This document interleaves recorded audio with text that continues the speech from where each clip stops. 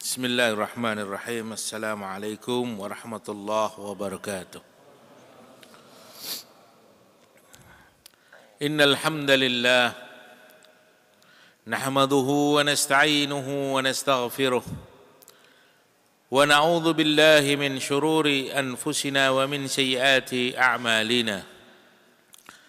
Man yahdihillahu fala mudilla lahu wa man yudlilhu fala hadiya lahu. أشهد أن لا إله إلا الله وحده لا شريك له ونشهد أن محمدا عبده ورسوله اللهم صل وسلم وبارك على سيدنا محمد وعلى آله وصحبه وبارك وسلم تسليما كثيرا كثيرا أما بعد فقد قال تعالى أعوذ بالله من الشيطان الرجيم يا أيها الذين آمنوا اتقوا الله حق تقاته ولا تموتن إلا وأنتم مسلمون. Ma'asyiral muslimin wal muslimat rahimakumullah. Yang saya hormati dan saya muliakan Bapak Imam, Bapak pengurus masjid, para alim ulama, para hujjat, pengurus yayasan, tokoh masyarakat, orang tua kami, saudara-saudaraku, keluarga kita semua, hadirin wal hadirat rahimakumullah. Alhamdulillah, dengan izin Allah Subhanahu wa taala kita telah didatangkan oleh Allah Subhanahu wa taala ke tempat yang terbaik, dalam suasana yang terbaik dan bersama orang-orang yang baik. Inilah yang dinamakan Riyadul Jannah, taman-taman surga. Inilah yang dinamakan Riyadus Shalihin, tamannya orang-orang saleh. Kita sebagai hamba Allah Subhanahu wa taala dan sebagai umat Nabi Muhammad sallallahu alaihi wasallam harus yakin dengan keyakinan yang sempurna bahwa Allah Subhanahu wa taala Maha segala-galanya. Allah Maha besar, Allah Maha kuasa, Allah Maha mengetahui, Allah Maha mendengar, Allah Maha melihat. Keyakinan ini harus masuk ke dalam hati kita, sehingga tidak ada keraguan sedikit pun atas kebesaran, keagungan dan kekuasaan Allah. Bagaimana kita akan yakin apabila hal ini tidak kita ulang lagi dan lagi? Keyakinan itu akan timbul ketika kita mengulang lagi dan lagi, lagi dan lagi. Maka di setiap majelis, di setiap pembicaraan, jangan lupa kita bicara kebesaran Allah, keagungan Allah. Karena ini sesuatu yang pokok, sesuatu yang penting, yang harus kita masukkan ke dalam hati kita. Apa yang ada di dalam hati kita, itulah yang akan keluar ketika kita meninggal dunia. Apabila isi hati kita kebesaran Allah, maka ketika kita dijerat, ketika kita didatangi, ketika kita dijemput dengan sakaratil maut, yang keluar adalah kebesaran Allah. Namun ketika di dalam hati kita yang ada kebesaran selain Allah, na'udzubillah, maka yang akan keluar pun adalah kebesaran selain Allah. Maka keagungan Allah, kebesaran Allah, kekuasaan Allah, bahwa Allah Subhanahu wa taala Maha segala-galanya, harus kita ulang lagi dan lagi. Di rumah kita, di tempat kerja kita, di masjid, di jalan, dimanapun kita berada, bicara kebesaran Allah, supaya masuk kebesaran Allah ke dalam hati kita. Karena ketika kita bicara materi-materi apapun, dia tidak akan terkesan sebelum kebesaran Allah itu masuk ke dalam hati kita. Kita bicara mengenai agama, kita bicara mengenai fikih, kita bicara mengenai sejarah, kita bicara mengenai pelajaran-pelajaran Islam tidak akan terkesan sebelum kebesaran Allah masuk ke dalam hati kita. Maka keyakinan atas keagungan Allah, kebesaran Allah, bahwa Allah maha segala-galanya, itu harus kita ucapkan, harus kita bicarakan lagi dan lagi, sampai kita tidak ada lagi di dunia ini. Kemudian kita sebagai orang Islam, sebagai hamba Allah Subhanahu wa taala, sebagai umat Nabi Muhammad sallallahu alaihi wasallam, harus yakin bahwa yang namanya kebaikan dan yang namanya keburukan itu adalah kebaikan dan keburukan yang Allah Subhanahu wa taala sudah terangkan kepada kita. Apa yang sudah Allah terangkan kepada kita merupakan kebaikan-kebaikan, itulah yang baik. Dan apa yang sudah Allah terangkan kepada kita mengenai keburukan-keburukan, itulah yang buruk. Jadi kita ini harus yakin bahwa apa yang difirmankan oleh Allah Subhanahu wa taala dan apa yang disabdakan oleh Nabi sallallahu alaihi wasallam benar adanya. Tidak ada yang lebih jujur dibandingkan Allah. Karena Allah tidak butuh kepada kita. Maka apa yang difirmankan oleh Allah benar adanya. Allah bercerita, Allah berfirman, Allah memberitahu kita. Inilah sesuatu yang benar. Inilah sesuatu yang salah. Inilah sesuatu yang manfaat. Inilah sesuatu yang madarat. Maka kita sebagai hamba Allah, ciptaan Allah, harus yakin atas apa-apa yang Allah katakan benar itu benar. Dan apa-apa yang Allah katakan salah itu salah. Keyakinan ini harus mendasar dan masuk ke dalam hati kita tanpa keraguan sedikit pun. Dan keyakinan ini tidak boleh tercampur dengan apapun di dalam pikiran dan hati kita. Kenapa? Karena pikiran kita ini lemah. Daya fikir kita ini lemah. Ilmu kita ini terbatas. Wa ma utitum minal ilmi illa qalila. Allah memberikan ilmu kepada kita ini cuma sedikit. Kita tidak mampu menembus pengetahuan Allah Subhanahu wa taala. Maka dikatakan asa an takrahu syai'an wa huwa khairul lakum. Kadang-kadang kamu benci sesuatu kata Allah, padahal sebenarnya apa yang kau benci itu baik untukmu. Wa asa an tuhibbu syai'an wa huwa syarrul lakum. Dan kadang-kadang kau suka sesuatu padahal apa yang kau sukai itu buruk untuk kamu. Ini menunjukkan kelemahan kita. Ini menunjukkan keterbatasan kita. Maka kita jangan menyangka-nyangka. Ikut saja apa yang difirmankan Allah dan Rasulnya. Itu pasti aman, itu pasti benar. Itu pasti sampai ke tempat tujuan kita yang diridhoi oleh Allah Subhanahu wa taala. Tapi ketika pendapat itu kita racik-racik sendiri dengan otak dan akal kita, sehingga kita menyangka yang baik itu buruk dan kita sangka yang buruk itu baik, maka itu akan menjadi masalah besar yang berkepanjangan selama-lamanya sampai di akhirat nanti. Asa an takrahu syai'an wa huwa khairul lakum. Kadang-kadang sesuatu yang kita tidak suka, yang kita anggap buruk, yang kita benci, justru itu sebaiknya yang terbaik untuk kita. Justru sebaliknya itu yang terbaik untuk kita.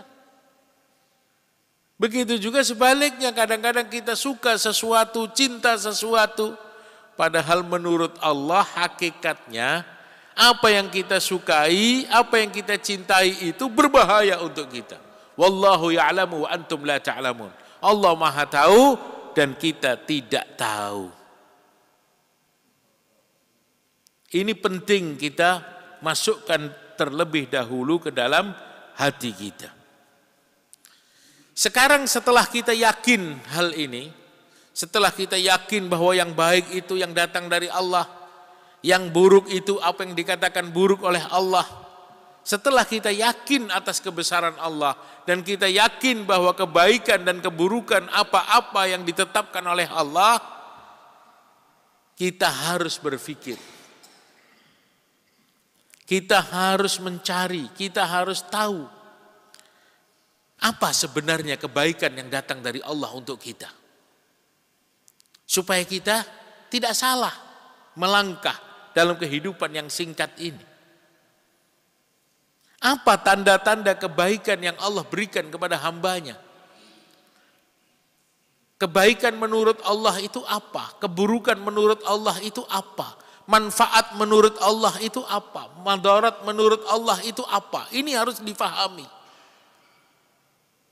Supaya kita ketika faham bahwa ini kebaikan yang Allah katakan baik, kita ikuti, kita jalani. Kita letakkan diri kita di tempat yang baik itu. Dan ketika kita tahu bahwa ini keburukan menurut Allah dan kita anggap itu buruk, kita harus menjauhi keburukan tersebut supaya kita tidak beresiko panjang di akhirat nanti. Sekarang apa kebaikan menurut Allah yang harus kita fahami? Wa may yuridillahu bihi khairan yufaqihu fiddin. Ketika Allah Subhanahu wa taala menginginkan kebaikan pada seseorang, yufaqihu fiddin. Allah jadikan orang itu faham atas Islam. Itu kebaikan. Faqih fid din alamatul khair. Fahamnya seseorang atas agama, atas Islam, itulah tanda kebaikan yang Allah berikan kepada seorang hamba. Jangan kita balik-balik. Jangan kita sangka-sangka kebaikan itu ada di sana, ada di situ, ada di sini. Jangan. Kita harus yakin dan mantap bahwa kebaikan itu apa yang Allah katakan baik untuk kita. Dan kita harus yakin, kita harus mantap bahwa keburukan itu apa yang Allah katakan buruk untuk kita. Baru kita akan selamat.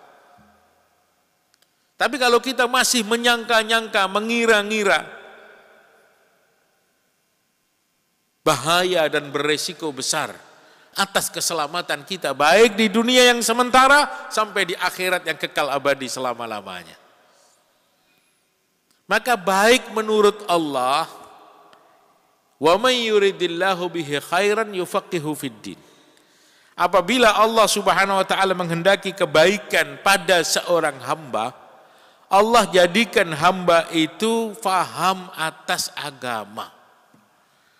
Faham itu beda dengan ngerti. Kalau ngerti itu mungkin dia tahu ilmunya, tapi dia tidak faham.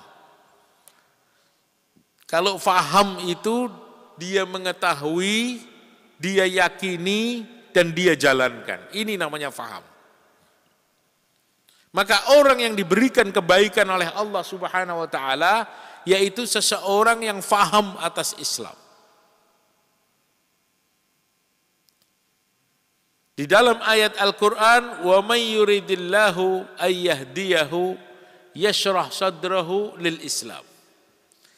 Apabila Allah Subhanahu wa taala ingin memberikan hidayah, petunjuk, kebaikan pada seseorang, yashrah sadrahu lil Islam. Allah lapangkan hati dia untuk siap mengamalkan Islam. Allah mudahkan hati dia, langkah dia untuk mudah mengamalkan Islam. Itu tandanya orang yang dapat hidayah. Itu tandanya orang yang mendapatkan kebaikan dari Allah. Sekarang ittahimu anfusakum. Tuduhlah diri kita. Apakah kita ini sudah baik menurut Allah? Atau kita ini masih berada di luar kebaikan menurut Allah? Kalau kita ini sudah merasa baik menurut apa yang Allah firmankan, maka kita harus bersyukur dan kita jaga. Tapi kalau kita ini masih merasa bahwa kita ini berada di luar kebaikan menurut Allah, kita harus berhati-hati. Jangan sampai kita berkekalan dalam hal tersebut, karena itu sangat berbahaya sekali untuk kita.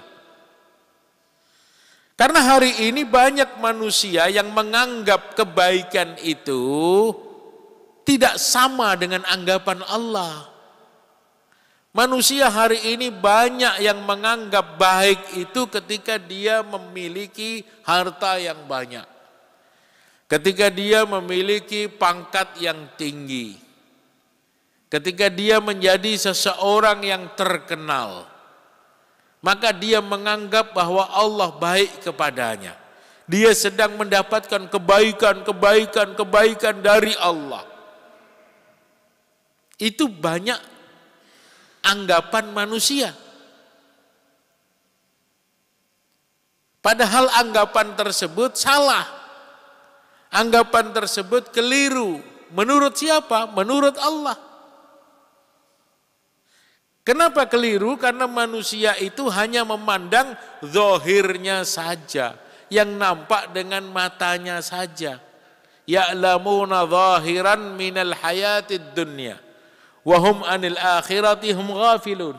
Manusia itu hanya nampak dengan pandangan mata yang zahir saja. Padahal itu banyak salahnya, banyak kelirunya.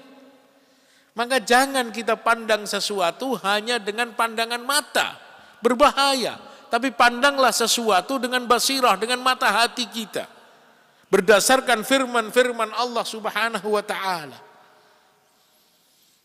Sebagaimana yang Allah Subhanahu wa ta'ala firmankan, fa'ammal insan idza mabtalahu rabbuhu fa'akramahu wa na'amahu fayaqulu rabbi akraman. Manusia itu, kata Allah, ketika dia diuji oleh Allah Subhanahu wa ta'ala dengan banyaknya fasilitas keduniaan, kenikmatan-kenikmatan materi yang ada dalam hidupnya, fayaqulu rabbi akraman, maka saat itu dia langsung mengatakan Allah cinta padaku. Ini firman Allah dalam Al-Quran mengenai sifat-sifat manusia yang terjadi pada manusia. Manusia itu akan mengatakan dia mendapatkan kebaikan-kebaikan dari Allah ketika Allah berikan keduniaan, fasilitas dan sarana kepada dia. Dia langsung saat itu juga menganggap Allah telah berbuat baik kepada saya. Wa amma idza mabtalahu faqadara alaihi rizqahu fayaqulu rabbi ahanan. Namun sebaliknya, ketika Allah uji dia dengan kesempitan rezekinya, ketika Allah uji dia dengan sedikit masalah dan musibah, langsung saat itu dia mengatakan Rabbi ahanan, Allah telah menghinakan aku. Ini anggapan manusia yang keliru. Ini anggapan manusia yang salah. Kenapa jadi salah? Karena dia tidak yakin dengan kebesaran Allah. Karena dia tidak yakin bahwa Allah maha segala-galanya. Sehingga anggapan dia jadi salah. Apa yang baik menurut Allah dianggap buruk olehnya. Apa yang buruk menurut Allah dianggap baik olehnya. Ini yang sangat berbahaya. Maka setelah ayat tersebut Allah katakan kalla, sekali-kali tidak. Anggapan kamu salah. Baiknya seseorang menurut Allah sama sekali tidak diukur dengan keduniaan yang dia miliki. Tidak. Karena dunia itu hakikatnya tidak boleh dipuji dan tidak boleh dicela. Dia belum tentu baik dan belum tentu buruk. La tumdah wa la tudham. Jangan kau puji dan jangan kau cela. Bal hiya bi'tibari ma yaqa'u fiha min ta'atin aw maksiatin. Tapi dunia itu tergantung digunakan untuk apa. Kalau ada di tangan seseorang dan digunakan untuk ibadah taat kepada Allah, maka dunia itu baik untuknya. Tapi ketika dunia itu ada di tangan seseorang yang jahat, digunakan untuk maksiat kepada Allah, maka dunia itu buruk untuknya. Jadi tanda kebaikan yang Allah datangkan kepada seorang hamba sama sekali tidak diukur dengan dunia, fasilitas, dan sarana yang ada dalam kehidupannya. Maka dalam sebuah hadis qudsi Allah Subhanahu wa taala berfirman, "Inni la ukrimu man akramtu bi kasratid dunya wa la uhinu man uhinat bi qillatiha walakin innama ukrimu man ukrimat bi ta'ati wa uhinu man uhinat bi ma'siyati." Bukan dikatakan seseorang itu aku muliakan dengan keduniaan yang aku berikan kepadanya, dan bukan seseorang itu dikatakan dihinakan dengan sedikitnya dunia yang ada di tangannya. Tetapi kemuliaan dariku ketika seseorang itu mampu taat kepada aku, dan kehinaan bagi seseorang ketika orang itu maksiat kepadaku, kata Allah. Jelas di sini bahwa yang namanya kebaikan menurut Allah Subhanahu wa taala ketika seseorang itu mampu taat kepada Allah. Dan keburukan bagi seseorang ketika seseorang itu maksiat kepada Allah Subhanahu wa taala. Oleh karena itu, Bapak Ibu Saudara sekalian yang dimuliakan Allah Subhanahu wa taala, setelah kita mengetahui mana yang baik menurut Allah dan mana yang buruk menurut Allah, sekarang kita ukur diri kita. Apakah kita ini saat ini berada di kebaikan ataukah kita masih berada di keburukan? Seseorang itu berada dalam kebaikan ketika ada 3 hal pada diri orang tersebut. Yang pertama, dia berada di tempat yang baik. Yang kedua, dia beramal dengan amal yang baik. Yang ketiga, dia berteman dengan teman yang baik. Ini tanda kebaikan besar yang Allah berikan kepada seseorang. Alhamdulillah. Saat ini kita berada di mana? Saat ini kita berada di tempat yang terbaik. Maka jangan pernah kita merasa hina. Jangan pernah kita merasa rendah karena Allah telah memuliakan kita. Allah telah pilihkan kita di tempat yang terbaik. Khairul biqa fid dunya masajiduha. Sebaik-baik tempat di dunia adalah masjid, rumah Allah. Tidak ada tempat yang lebih baik dibandingkan masjid, rumah Allah. Walaupun masjid itu sangat sederhana, ketika di tempat itu dikumandangkan azan, ketika tempat itu dipakai sholat berjamaah, maka itu tempat menjadi tempat yang paling mulia di alam semesta ini. Dan alhamdulillah, kita saat ini berada di tempat yang terbaik. Baitullah, rumah Allah. Itu tandanya kita sedang mendapatkan kebaikan dari Allah, sehingga kita diletakkan di tempat yang terbaik oleh Allah Subhanahu wa taala.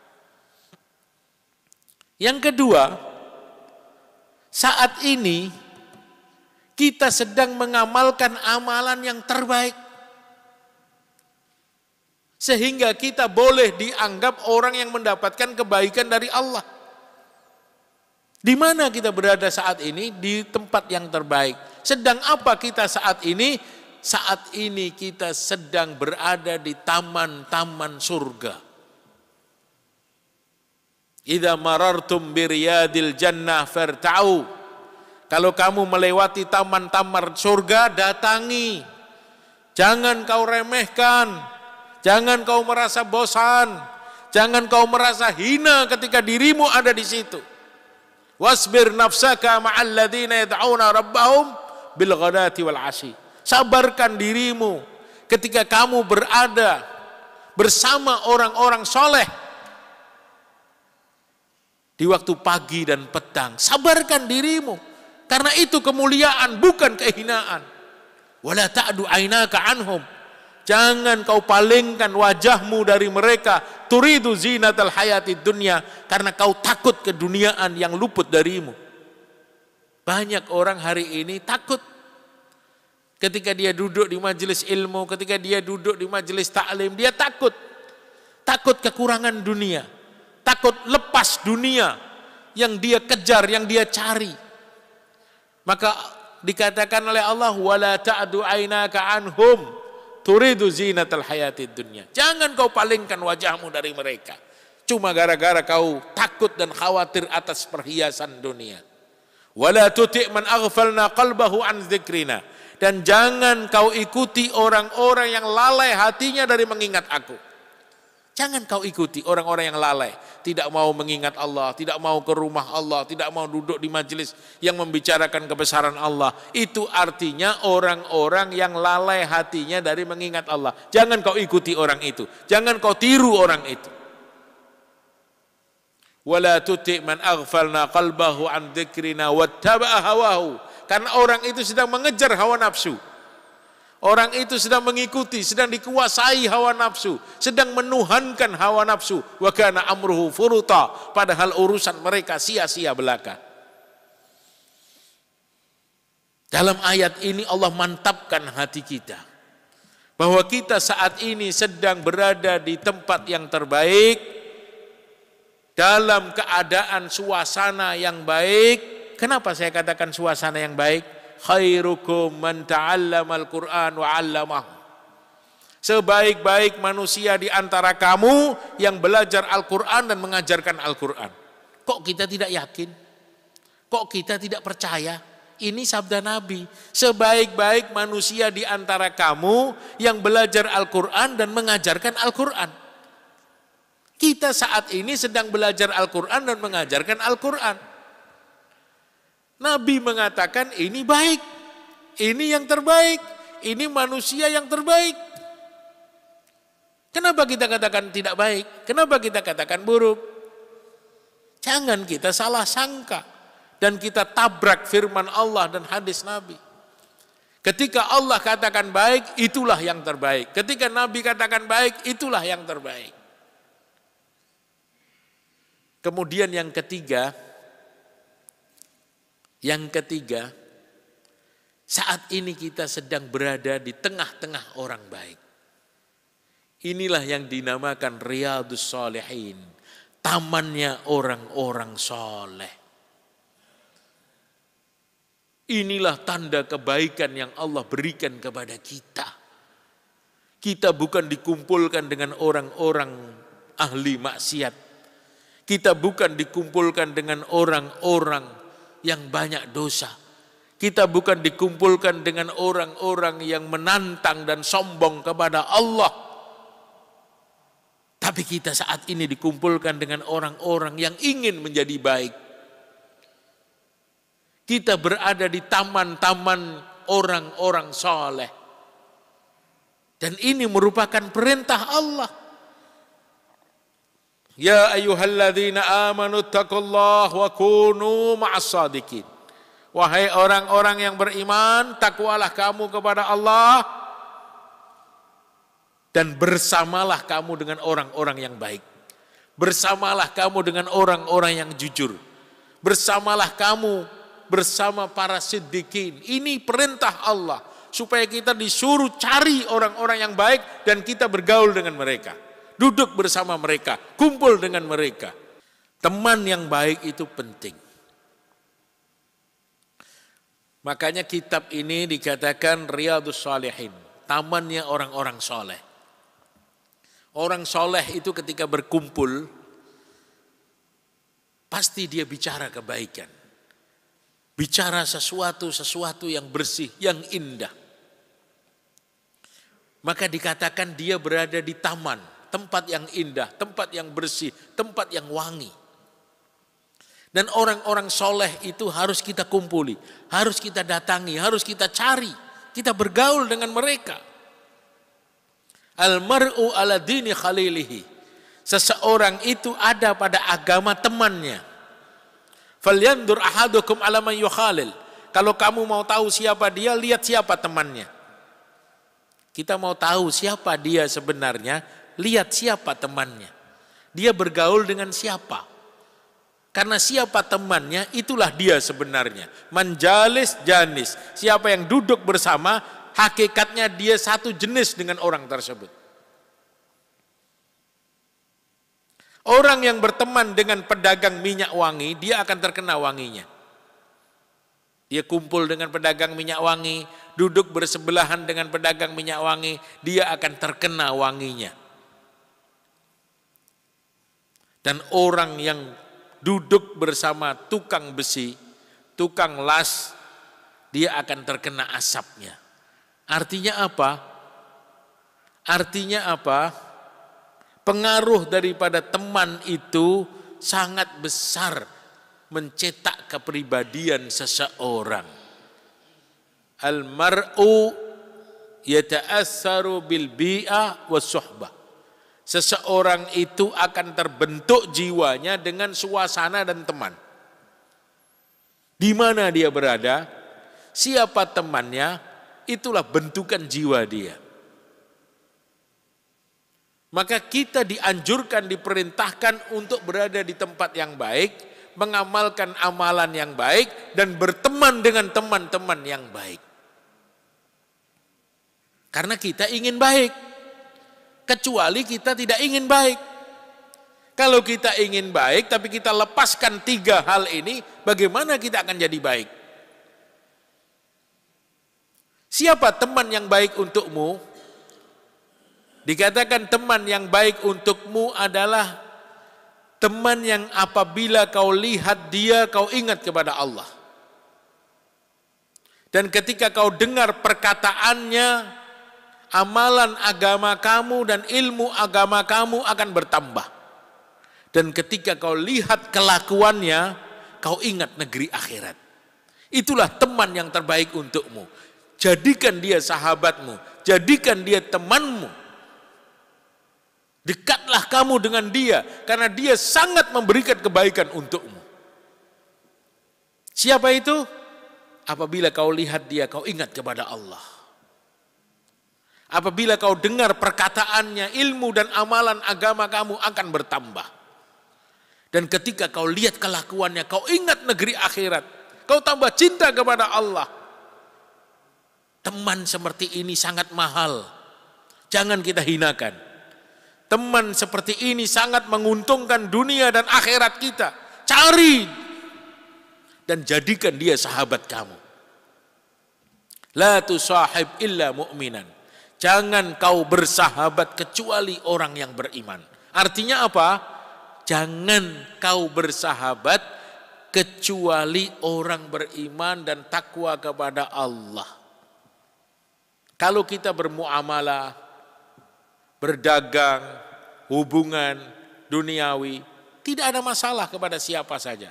Tapi teman akrab, usahakan orang-orang yang takwa kepada Allah. Karena dia akan membentuk jiwa kamu, akan mempengaruhi kehidupan kamu. Kalau kita berteman dengan orang yang nakal, kita berteman dengan orang yang melanggar aturan Allah, yang melampaui batas, walaupun kita baik saat ini, lama-lama akan pudar kebaikan itu. Kenapa? Karena pengaruh daripada teman. Maka kita dianjurkan untuk duduk di tamannya orang-orang soleh, Riyadhus Shalihin. Duduk di tamannya orang-orang soleh, duduk di tamannya orang-orang soleh, duduk di tamannya orang-orang soleh. Supaya apa? Supaya kesolehan itu menular kepada kita. Inilah wasilah, cara supaya kita mendapatkan hidayah daripada Allah Subhanahu wa ta'ala. Berada di tempat yang baik, mengamalkan amalan yang baik, dan berteman dengan orang-orang yang baik. Ini semua sarana untuk menjadikan diri kita orang baik dan mendapatkan kebaikan dari Allah Subhanahu wa ta'ala. Dan ini hakikatnya yang kita minta setiap hari. Yang kita minta setiap hari kepada Allah ini. Apa sih yang kita minta setiap hari? Dan apa sih yang Allah wajibkan untuk diminta kepada Allah setiap hari? Yang Allah wajibkan kita untuk minta setiap hari kepada Allah namanya hidayah. Supaya Allah berikan kebaikan kepada kita. Supaya kita menjadi orang-orang yang baik. Ihdinas siratal mustaqim. Berikanlah petunjuk kepadaku ya Allah. Berikanlah hidayah kepadaku ya Allah. Kemudian Allah katakan siratal ladzina an'amta alaihim. Jalan hidayah itu adalah jalan orang-orang yang telah diberi nikmat oleh Allah. Maka Allah Subhanahu wa taala setelah kita minta, Allah perintahkan kita suruh ikut orang-orang soleh. Suruh ikut para nabi, para kekasih Allah. Ulaikal ladzina an'amallahu alaihim minan nabiyyin was-siddiqin was-syuhada was-shalihin. Kamu minta-minta kepada Allah untuk dapat hidayah, tapi kamu tidak mau berada di tamannya orang soleh. Bagaimana hidayah akan datang kepada kamu? Yang namanya kebaikan itu harus dicari. Satu dengan usaha, dua dengan doa. Doa saja tanpa usaha tidak benar. Usaha saja tanpa doa juga tidak benar. Dua-duanya harus kita jalani. Kita berusaha untuk mendapatkan kebaikan dan kita doa untuk datangnya kebaikan. Seperti tadi. Dalam sholat apa yang kita minta kepada Allah? Ihdinas siratal mustaqim. Kita minta supaya Allah berikan petunjuk hidayah kepada kita. Kemudian setelah sholat, setelah kita berdoa minta kebaikan dari Allah, apa yang kita lakukan? Kita iktikaf di masjid. Kita berada di tempat yang terbaik. Itu tanda bahwa kita berusaha untuk menjadi orang baik. Dalam rangka apa kita iktikaf di tempat yang terbaik? Dalam rangka buat kebaikan, muzakarah, ta'lim. Bersama siapa kita di sini? Bersama orang-orang baik, bersama orang-orang soleh. Jadi doa sudah kita panjatkan, ikhtiar usaha sudah kita lakukan, maka ini tanda bukti bahwa kita betul-betul menginginkan kebaikan dari Allah. Dan insya Allah ketika kita dianggap oleh Allah betul-betul menginginkan kebaikan dari Allah, Allah Subhanahu wa taala akan berikan kebaikan tersebut kepada kita. Inilah nikmat besar yang Allah berikan kepada kita. Ini nikmat besar yang harus wajib kita syukuri bersama. Berapa banyak hari ini seseorang yang terluput dari tempat-tempat yang baik. Seseorang yang terluput dari amalan-amalan yang terbaik. Seseorang yang terluput dari teman-teman yang terbaik. Berapa banyak hari ini. Sedangkan kita masih dikasih bagian oleh Allah. Maka ini harus kita anggap kenikmatan yang sangat besar dan wajib kita syukuri. La in syakartum la azidannakum. Kalau kau syukuri nikmat itu pasti aku tambahkan. Bagaimana caranya supaya nikmat ini kekal bersama kita? Supaya kita tidak lalai dan meninggalkan kebaikan yang sudah Allah berikan kepada kita. Kata Umar bin Abdul Aziz, qayyidu an-ni'am. Ikatlah nikmat itu supaya dia kekal bersama kamu. Supaya dia tidak lari darimu. Ikat nikmat itu. Wa kaifa nuqayyiduha? Bagaimana cara mengikat nikmat tersebut? Alaikum bisyukur. Syukuri nikmat itu. Jadi kita yang sudah diberi banyak kebaikan oleh Allah saat ini harus bersyukur. Jangan kita pernah merasa bahwa ini bukan kebaikan. Kita syukuri dengan hati, dengan lisan, dengan perbuatan. Sehingga nikmat ini kekal bersama kita. Kemudian kita harus sampaikan.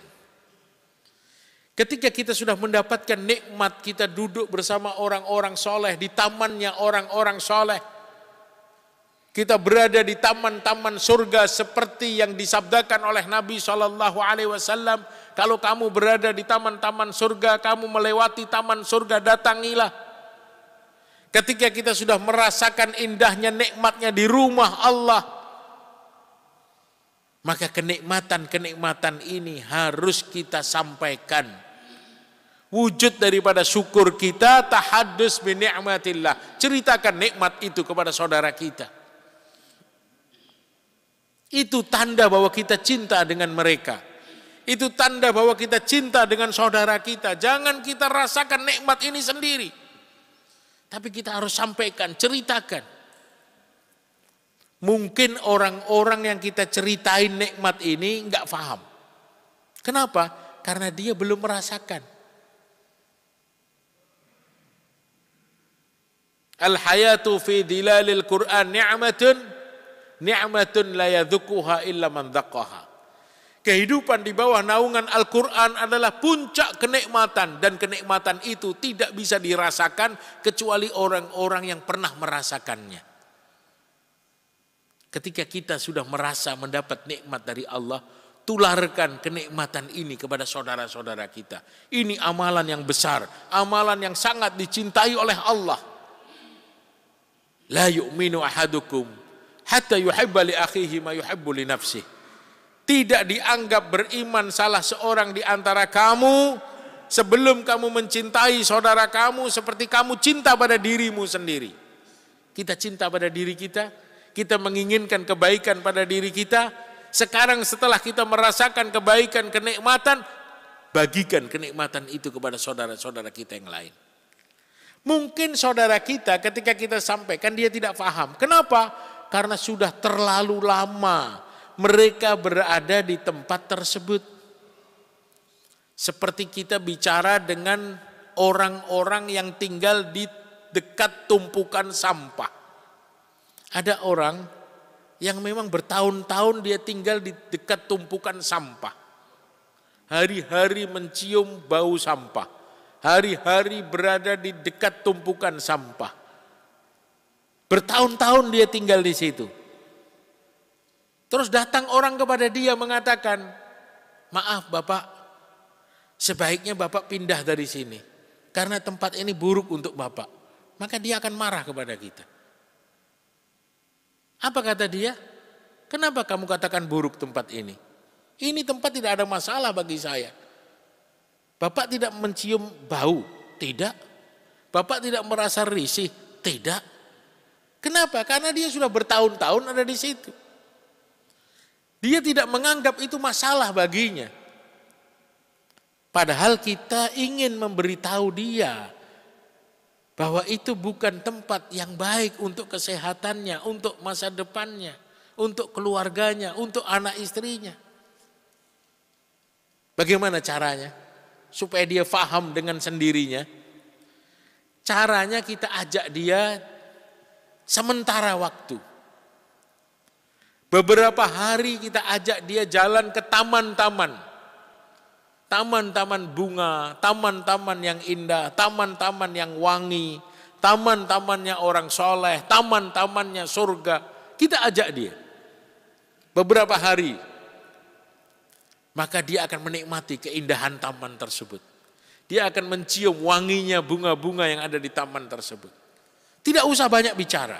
Ajak saja, letakkan di tempat-tempat yang indah selama beberapa hari. Setelah dia berada di tempat tersebut, kembalikan lagi dia ke tempat semula. Maka dengan sendirinya dia akan paham bahwa apa yang terjadi pada dirinya selama ini adalah keputusan yang salah. Begitu juga saudara-saudara kita yang belum mau duduk di majelis taklim, yang belum mau datang ke masjid, yang belum mau bersahabat dengan orang-orang soleh, yang masih hanya sibuk mengejar cita-cita dan angan-angan dan lalai dari perintah-perintah Allah. Jangan kita marah kepada dia di tempat tersebut. Tapi ajak dia ke tempat yang lebih baik. Ajak dia ke taman-tamannya orang soleh. Ajak dia ke taman-taman surga. supaya dia merasakan lezatnya majelis taklim, supaya dia merasakan lezatnya rumah Allah. Ketika dia sudah merasakan, dengan sendirinya dia akan sadar, oh ternyata selama ini saya sudah jauh daripada agama. Selama ini saya hanya mengikuti nafsu dan setan. Selama ini saya jauh dari perintah-perintah Allah. Selama ini saya nekat menerjang aturan-aturan Allah. Saya tidak mendapatkan kebahagiaan. Saya tidak mendapatkan ketentraman. Saya tidak mendapatkan kedamaian dalam rumah tangga kita. Maka saya harus berada di taman-tamannya orang soleh. Berada di amal-amal yang terbaik menurut Allah. Berada di rumah yang terbaik, yaitu di rumah Allah. Bersama hamba-hamba Allah. Maka ketika orang tersebut sadar, bertobat atas segala dosanya, dan menjadi orang yang soleh, maka semua amalan yang dia lakukan masuk ke dalam buku catatan orang yang mengajak dia pertama kali. Man dalla ala khairin kafa'ilihi. Seseorang yang mengajak kebaikan, dia akan diganjar seperti orang yang mengerjakan kebaikan tersebut. Dan ini merupakan investasi besar-besaran dunia dan akhirat. Karena di akhirat nanti ada banyak manusia yang terkaget-kaget, terkejut-kejut ketika diberikan buku catatan amal kepadanya. Ketika diberikan buku catatan amal kepadanya, dia kaget melihat buku catatan amalnya. Karena buku catatan amal ini memanjang sejauh mata memandang. Banyak sekali amalan yang dia lakukan tercatat di dalam buku tersebut. Padahal dia belum pernah lakukan amalan itu. Tiba-tiba di situ ada amalan sedekah ratusan juta. Bikin pesantren. Ternyata di situ ada pahala santri-santri penghafal Al-Quran.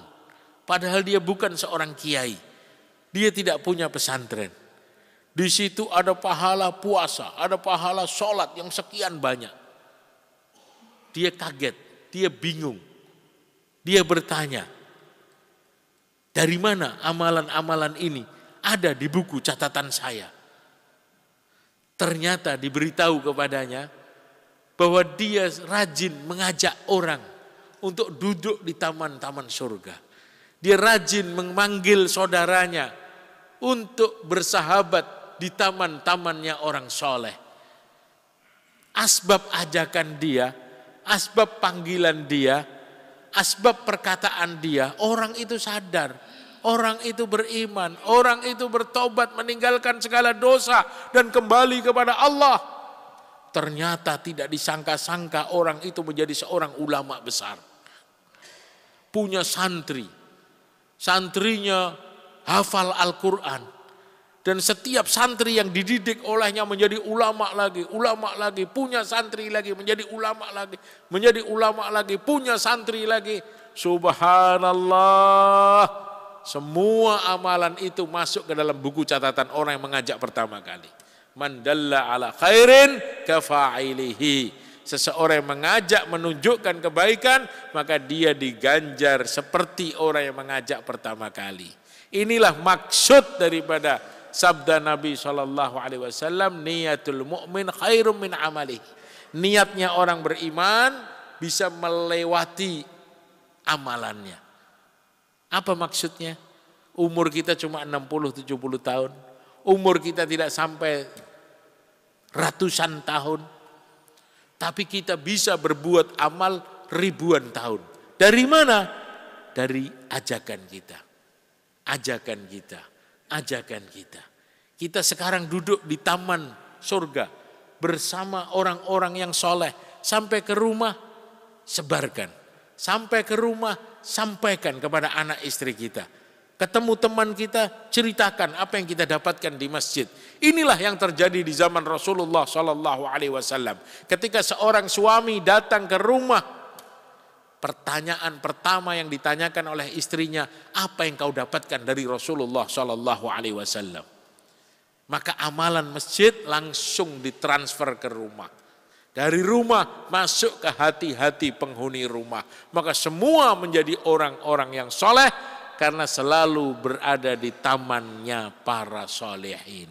Mudah-mudahan Allah Subhanahu wa taala berikan kefahaman kepada kita dan kita mampu istiqomah untuk bersyukur kepada Allah dan mampu meyakini bahwa kebaikan adalah kebaikan yang datang dari Allah Subhanahu wa taala. Dan kita telah berada di tempat yang terbaik, mengamalkan amalan yang baik bersama orang-orang yang baik, dan ini merupakan tanda kebaikan dari Allah Subhanahu wa taala. Sebelum kita tutup, apabila ada yang mau ditanyakan, insya Allah kami persilahkan. Boleh, silakan. Assalamualaikum warahmatullahi wabarakatuh.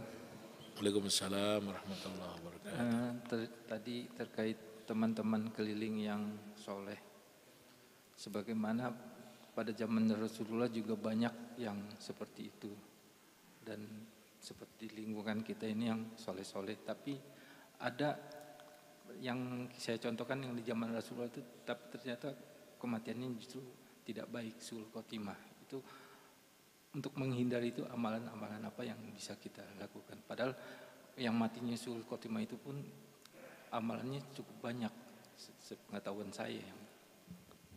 Terima kasih. Bismillahirrahmanirrahim. Yang penting bagaimana kita mendapatkan husnul khatimah adalah istiqomah. Ini sangat terkait dengan apa yang kita bicarakan. Banyak orang baik, tetapi dia lepas dari suasana kebaikan. Cepat atau lambat hilang kebaikan itu, luntur kebaikan itu. Kenapa? Karena dia lepas dari suasana.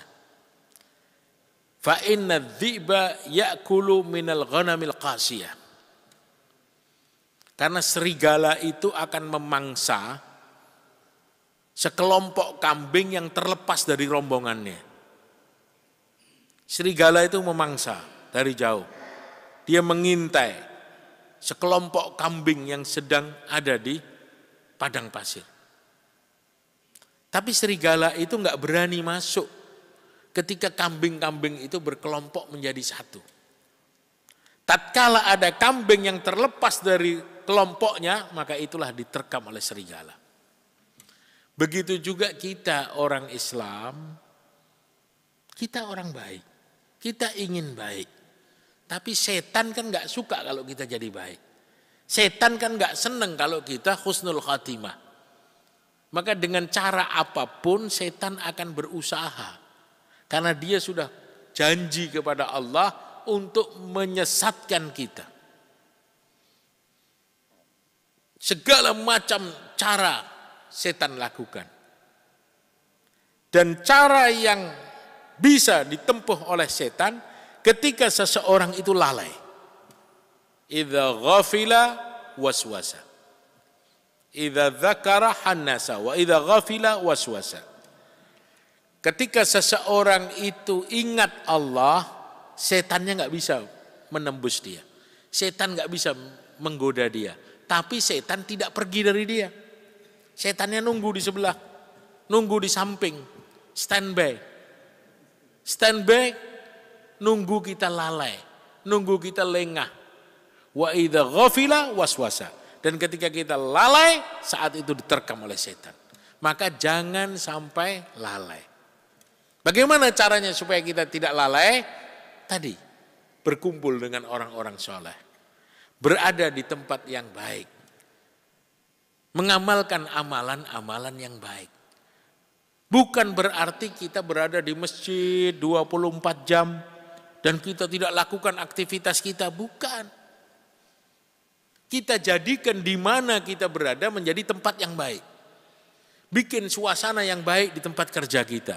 Bikin suasana yang baik di rumah kita. Bikin suasana yang baik di kampung kita. Sehingga dimanapun kita berada di tempat yang baik. Dan itu tugas kita. Di zaman Nabi SAW, pasar, padahal pasar itu tempat yang paling buruk. Khairul biqa' fid dunya masajiduha wa asyarruha aswaquha. Sebaik-baik tempat di dunia adalah masjid, seburuk-buruk tempat di dunia adalah pasar. Tapi di zaman Nabi, pasar itu bisa menjadi tempat yang baik. Bisa mendatangkan hidayah. Pasar bisa menyebabkan orang berbondong-bondong masuk Islam. Kenapa? Karena suasana pasar dirubah oleh sahabat. Sahabat Umar bin Khattab radhiyallahu anhu keliling ke pedagang pasar. Dia tanya, pedagang, kamu sudah faham belum cara dagang menurut Islam? Kalau belum, tidak boleh buka toko. Tutup dulu kedai kamu, kau datang ke masjid belajar bagaimana cara dagang yang benar menurut syariat Islam. Setelah kamu faham, silahkan buka lagi kedai kamu. Maka semua pedagang yang ada di situ faham.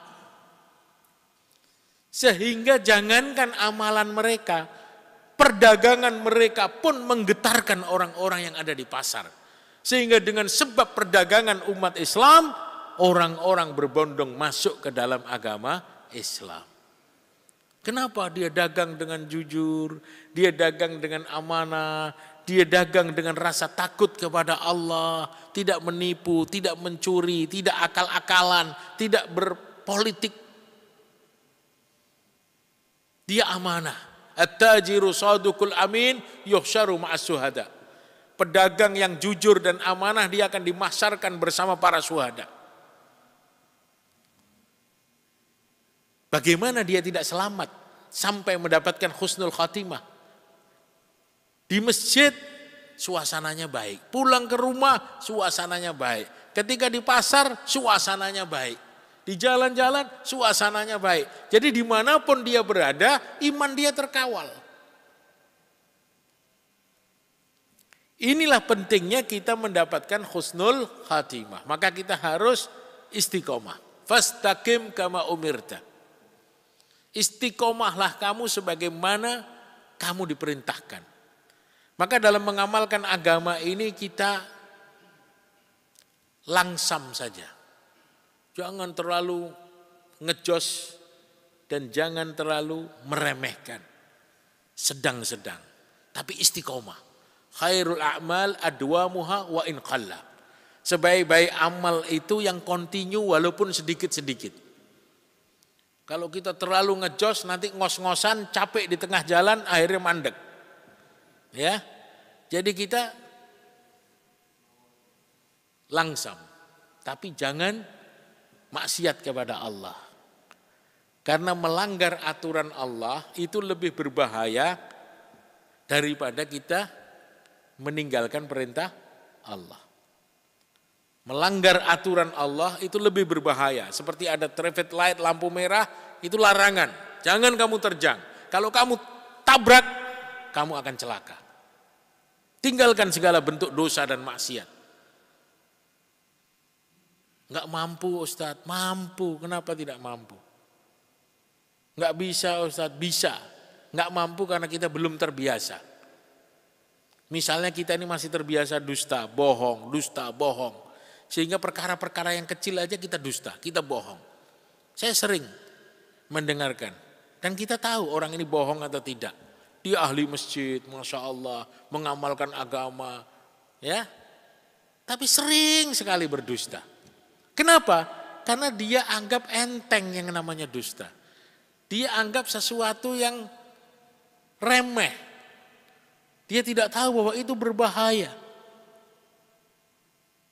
Fa innal kadhiba yahdi ilal fujur. Bohong itu membawa kamu pada dosa. Wa innal fujur yahdi ilan nar. Dan dosa itu membawa kamu ke neraka. La yazalu rajul yakdzib hatta kataballahu annahu kadzdzab. Apabila seseorang terbiasa dusta sampai Allah setempel bahwa dia pendusta. Itu dimulai dari main-main. Main-main dengan dusta. Lama-lama terbiasa, lama-lama terbawa sampai mati. Itu bahaya. Tinggalkan semua kebiasaan buruk. Matan nas ala aishihi. Manusia itu akan mati tergantung kebiasaannya. Tinggalkan semua kebiasaan buruk. Dan biasakanlah kebiasaan yang baik-baik dalam kehidupan kita. Insya Allah. Ya, boleh.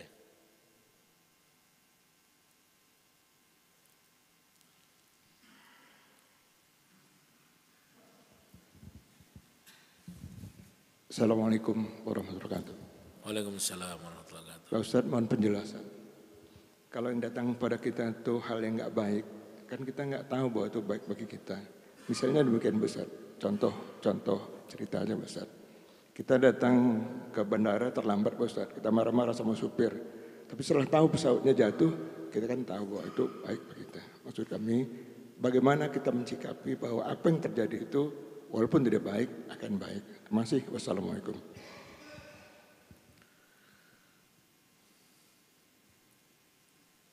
Saya kurang menangkap. Saya ulangi Pak Ustadz. Coba belum, nggak usah pakai speaker ini. Ya, coba ya.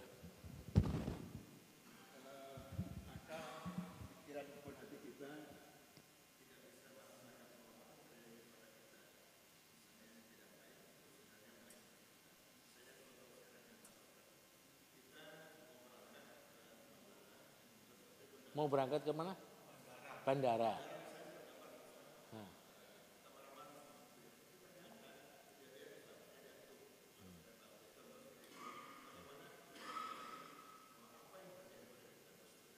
Nah, ini baru paham saya. Betul. Jadi begini, caranya mudah. Bismillah. Caranya kita periksa diri kita. Kalau kita dalam keadaan taat kepada Allah, apapun yang datang pada diri kita adalah kebaikan. Man shallal fajri fi jama'atin fahuwa fi dhimmatillah. Siapa yang sholat subuh dengan berjamaah, maka saat itu dia di bawah penjagaan, pengawasan, pemeliharaan Allah. Siapa yang keluar dari rumah membaca doa Bismillahi tawakkaltu ala Allah, Allah subhanahu wa ta'ala mengutus malaikat mengatakan kepada dia, kufita wa hudita wa wuqita wa tanahan ahumus syaitan. Kebutuhanmu dicukupi, kamu akan dijaga, kamu akan dijauhkan daripada syaitan. Jadi saat itu kita dibentengi. Kenapa? Karena amalan kita baik. Jadi ketika kita mengamalkan amalan yang baik, tenang saja. Loh, ini kan orang baik. Kok sakit? Kok susah mendapatkan penyakit? Itu adalah kebaikan dari Allah. Ma min syaukatin yusibu jasadil mu'min illa wa fihi kafarah. Tidak ada satu duri pun yang mengena jasadnya orang beriman, kecuali itu ampunan atas dosa-dosanya. Para nabi juga sakit. Bahkan dikatakan min alamati husnil khatimah ya'ti syiddatul marad inda mautihi. Salah satu tanda orang itu mati dalam keadaan husnul khatimah, datang penyakit yang berat menjelang kematiannya. Kadang-kadang akal kita nggak nyambung. Katanya kekasih Allah, kok sakitnya berat? Padahal justru Allah ingin sebelum dia kembali kepada Allah betul-betul bersih dari dosa. Cara Allah untuk membersihkan dari segala dosa dengan datangnya penyakit. Duri saja yang mengena jasad kita itu ampunan. Kalau dia sakit, dosanya diampuni. Sehingga ketika dia kembali kepada Allah, betul-betul kembali dalam keadaan bersih. Jadi kalau kita mau tahu, kita ini mendapatkan kebaikan atau tidak dari Allah, caranya gampang. Lihat diri kita ini dalam keadaan taat atau tidak kepada Allah. Kalau kita dalam keadaan maksiat, misalnya ini, kita tidak sholat subuh, atau terlambat subuhnya, atau kita telah melakukan dosa. Terus kok datang bisnis yang bagus, menguntungkan kita. Ketemu orang yang tiba-tiba sepakat untuk kita buat kerjasama. Menurut akal kita, loh saya ini tidak mengamalkan kebaikan, tapi saya dapat banyak kebaikan-kebaikan dari sana sini. Hati-hati, itu bukan kebaikan. Itu bukan kebaikan. Walamma nasu ma dzukiru bihi fatahna alaihim abwaaba kulli syai'. Ketika manusia itu dalam keadaan lupa kepada Allah, aku bukakan kepada dia pintu-pintu yang lain. Dibukakan. Seakan-akan bisnisnya jalan, seakan-akan usahanya maju, badannya sehat. Fatahna alaihim abwaaba kulli syai'. Aku bukakan untuk dia segala pintu. Hatta farihu bima utu. Sampai dia itu bangga dengan apa yang dia dapatkan tanpa ketaatan kepada Allah. Enggak perlu saya rajin-rajin sholat. Saya kan sudah dapat apa yang saya inginkan.